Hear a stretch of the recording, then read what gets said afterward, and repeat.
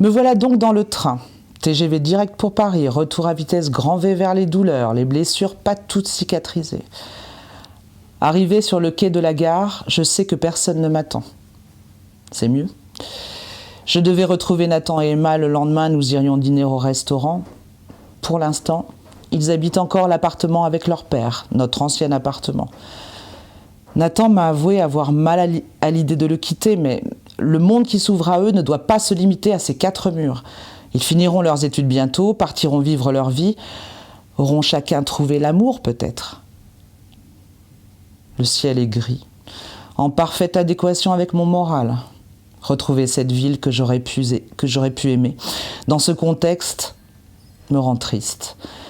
Je haile un taxi et lui donne l'adresse de mon père. Je vais loger chez lui le temps de tout régler. Je profiterai de ces moments partagés seul à seul avec lui pour parler peut-être. J'espère juste que tout se règle au plus vite. Le principal ayant déjà été fait, ne reste plus que quelques menus détails. J'ai pris une semaine de vacances afin de pouvoir tout régler. Le temps sera compté.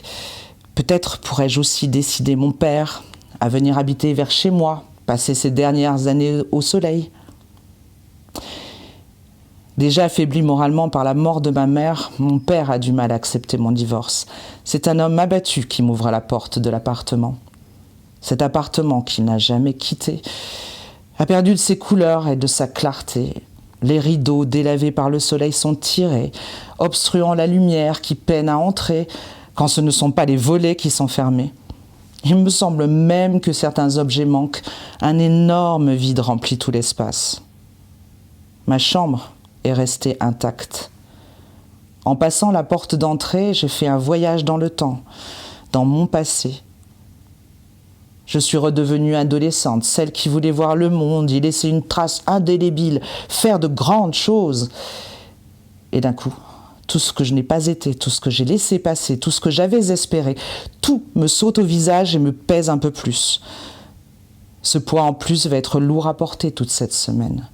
Je me sens bousculée, chahutée entre la réalité de ma situation, celle dans laquelle j'avais rêvé d'être et celle que je construis maintenant, tentant de me rapprocher de mes rêves.